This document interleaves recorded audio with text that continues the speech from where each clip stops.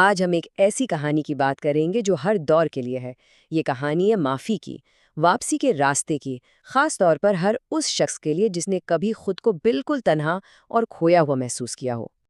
اور یہیں سے ایک بہت بڑا سوال پیدا ہوتا ہے، کیا واقعی کوئی انسان اتنا برا ہو سکتا ہے کہ اسے معافی نہ کیا جا سکے؟ کیا معافی کی کوئی حد ہوتی بھی ہے یا یہ حدیں ہم نے خود بنائی ہیں؟ تو چلیے، کہانی شروع ہوتی ہے ایک بہت ہی پر اسرار اور غیر متوقع حکم سے، جو پیغمبر حضرت موسیٰ علیہ السلام کو دیا گیا تھا۔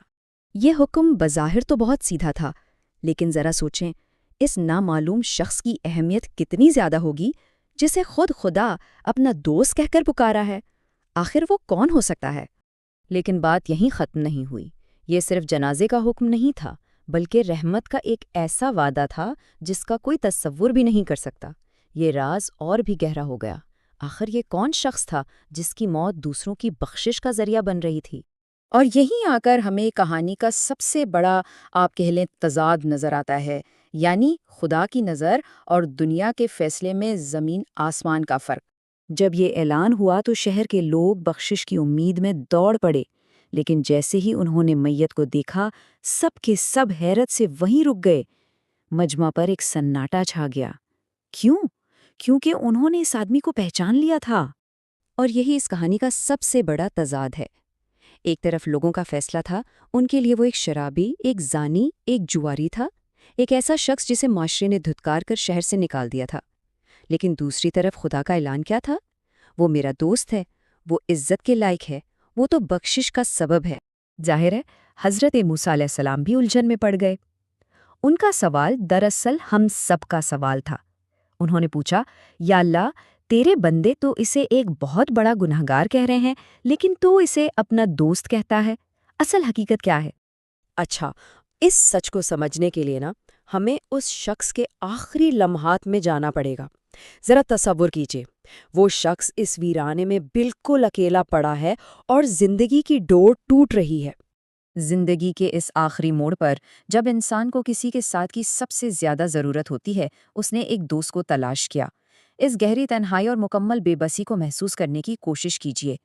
اس نے امید سے دائیں طرف دیکھا، مگر وہاں صرف ویرانی تھی، کوئی بھی اس کا ہاتھ تھامنے والا نہیں تھا۔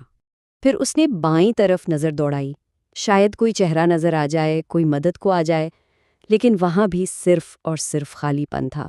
اس کی تنہائی مکمل ہو چکی تھی۔ اور جب دنیا میں ہر طرف سے ساتھ چھوٹ گیا، جب کوئی اور راستہ، کوئی اور سہارا نہ بچا، تب اس نے اپنی نگاہیں اوپر اٹھائیں۔